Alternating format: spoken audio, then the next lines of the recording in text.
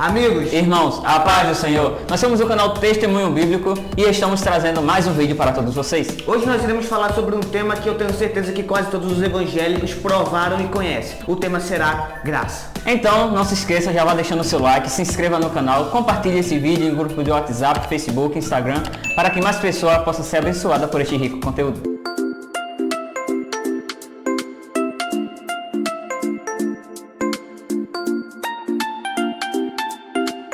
Primeiro, antes de mais nada, nós precisamos definir o que é graça. A palavra grega empregada no Novo Testamento, no grego koiné, é a palavra substantivo grego feminino charis. E charis significa um dom, uma dádiva, um presente, aquilo que é doado por um doador sem mérito daquele que vai receber aquilo que foi dado pelo doador. Quando falamos em graça, acima de tudo nós pensamos na dádiva em que Deus outorgou para o ser humano, ou seja, a salvação mediante o seu Filho Jesus Cristo, ou seja, o sacrifício gracioso em que nós não merecíamos, mas Deus, pela sua infinita graça, ou seja, pelo seu dom gracioso, sem mérito algum da nossa parte, nos concedeu mesmo assim. Assim como já falamos, a graça é um dom dado por Deus aos seus filhos, aos homens. Quando nós observamos em João, capítulo de número 1, versículo de número 16, o apóstolo João, ele diz o seguinte: e todos nós recebemos também da sua plenitude com graça sobre graça. O apóstolo João, ele fala em suas palavras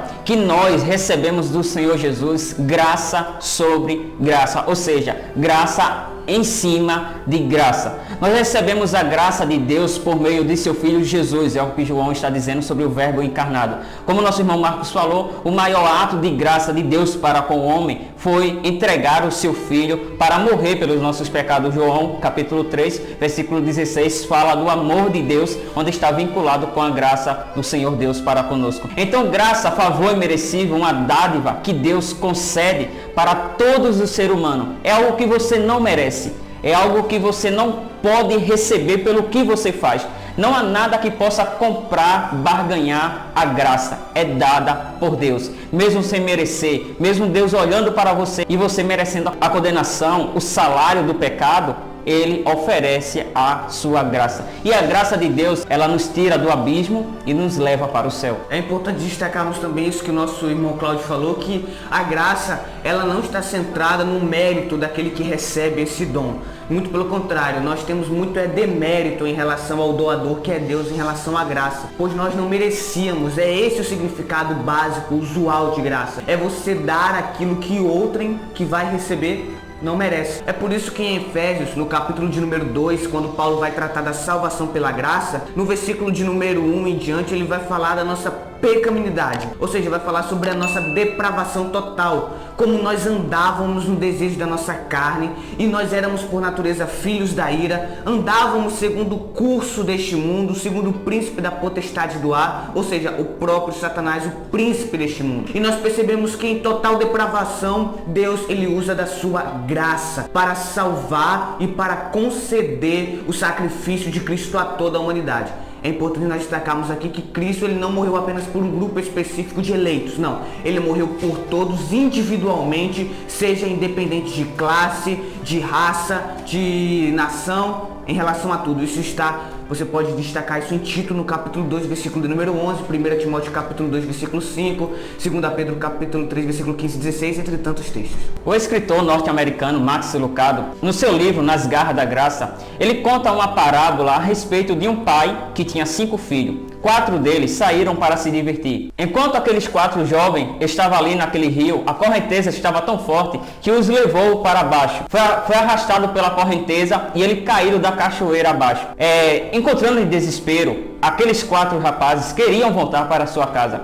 Queriam voltar para os braços dos seus pais. E um deles se acostumou, se acomodou com o lugar, dizendo que não tinha mais esperança. Não haveria como voltar porque a cachoeira estava muito alta. E ele não sabia o caminho de volta para casa. Um deles disse: como é que meu irmão pode se acomodar com o lugar? E ele ficou só julgando seu irmão.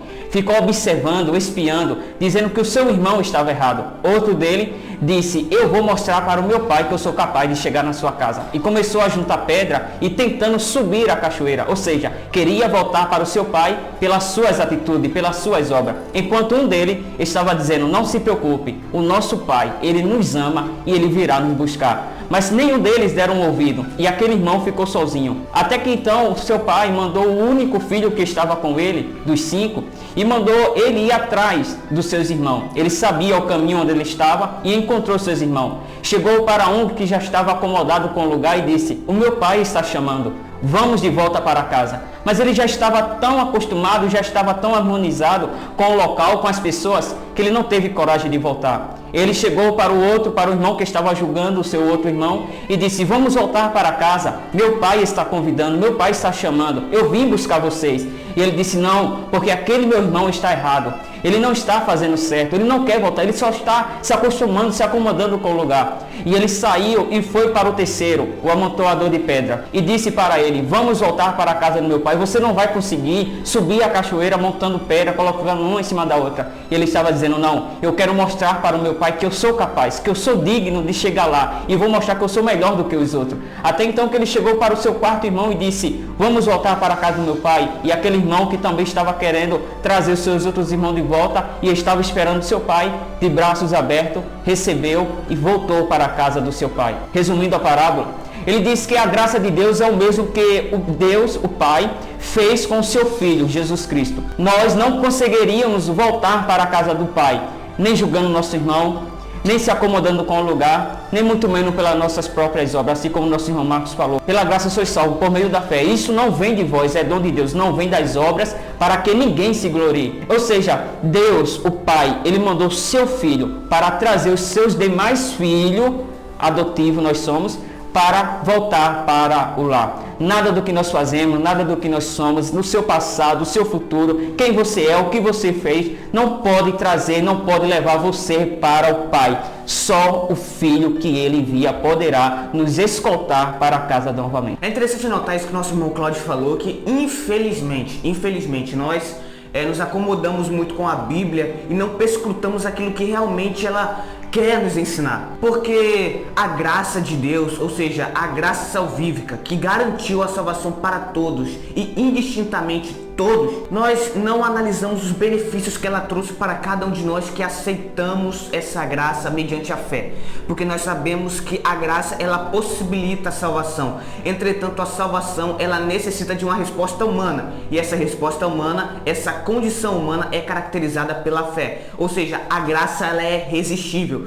Nós podemos rejeitar a graça como também aceitá-la. E é interessante notarmos que quando Paulo vai falar sobre os benefícios da graça salvífica em Efésios, inclusive Efésios é uma carta, é uma epístola direcionada literalmente à igreja de Cristo, e Paulo em Efésios no capítulo de número 1, a partir do versículo de número 3 até o versículo de número 11, ele vai destacar bênçãos que recebemos, bênçãos essas espirituais, que recebemos por crer em Cristo. Ele vai destacar que nós fomos predestinados para Deus, não como um meio salvífico, mas como um meio de eleição condicional. Ele também vai destacar que nós fomos justificados e nós obtivemos a redenção pelo sangue de Cristo. Ele vai destacar também que nós fomos feitos filhos para Deus. E por último, ele vai destacar que nós recebemos o Espírito Santo como selo da promessa, que é a garantia de que receberemos a glória do porvir. Nós, outrora, distantes da comunidade de Israel, a partir de agora, pela graça divina, nós fazemos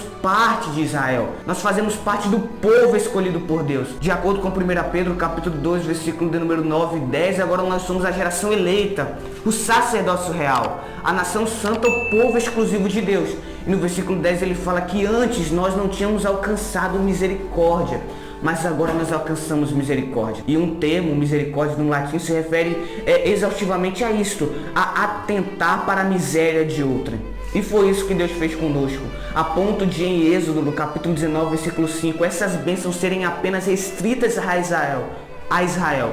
Agora, na nova aliança, pelo sacrifício gracioso de Cristo, essas bênçãos espirituais se estendem a todos nós. E é por isso que nós estamos vivendo no século XXI em um período materialista, em um período onde nós apenas focamos no material. Mas quando nós formos analisar as abundantes riquezas da graça divina, ela se estende a áreas infinitamente maiores daquilo que a nossa compreensão limitada chega. A graça de Deus é o que nos faz estar de pé hoje em dia. A graça de Deus é o que nos capacita. A graça de Deus é o amor dele dado para cada um de nós. Nenhum de nós somos melhor do que o outro. Você não é melhor do que seu irmão. O seu irmão não é melhor do que você. Porque até então, quem somos nós? Nós somos meros pecadores, pessoas imperfeitas. Hoje em dia, muitas pessoas querem se achar capacitada mais do que uma para pregar, para dar uma palestra, para louvar o Senhor. Mas nada disso conta para Deus, porque a graça de Deus, ela é derramada de igual modo para todos o seu povo. Assim, como o nosso irmão Marcos falou também, tem aqueles que rejeitam essa graça. Nós precisamos aqui também, e queremos fazer isso, desfazer uma ideia limitada do que é graça. É claro que na Bíblia Sagrada nós comumente conhecemos mais a graça salvífica. É aquela graça que Deus, ele capacita o dom, o favor imerecido que capacita a todos a crerem e a obterem o arrependimento e, consequentemente, a salvação. Só que também na Bíblia Sagrada nós encontramos os dons ministeriais, os dons espirituais que são uma graça exclusiva de Deus. Por exemplo, o mesmo termo que é utilizado em Efésios, no capítulo 2, versículo de número 8 e 9, para se referir à graça, é usado por Paulo em 1 Coríntios capítulo 12, para se referir aos dons espirituais. O substantivo feminino charis, ou seja, um ato gracioso de Deus em conceder para a sua igreja as manifestações espirituais para exclusivamente edificação do corpo de Cristo e não para meios autopromocionais. É interessante também notarmos em Efésios no capítulo 4, quando Paulo ele vai destacar sobre os dons ministeriais, que Cristo ele desceu às partes mais profundas da terra, ele levou cativo o cativeiro e concedeu dons aos homens. O mesmo termo ali é charis, ou seja, é importante destacarmos que esses dons, essa classe de dons, também constituem um ato gracioso de Deus, sem mérito algum do ser humano, e portanto devem ser usados exclusivamente para edificação, crescimento espiritual do corpo de Cristo, que é a igreja. Bom, chegamos ao final de mais um vídeo. Esperamos que você tenha gostado desse tema que foi abordado neste vídeo. Então, não se esqueça, já vá deixando o seu like, se inscreva no canal, ative o sininho das notificações para estar nos ajudando e fortalecendo o nosso trabalho. Está passando aqui na tela também o Instagram oficial do Testemunho Bíblico. Siga para vocês obterem maiores informações, maiores novidades. Até o próximo vídeo. Fique com Deus.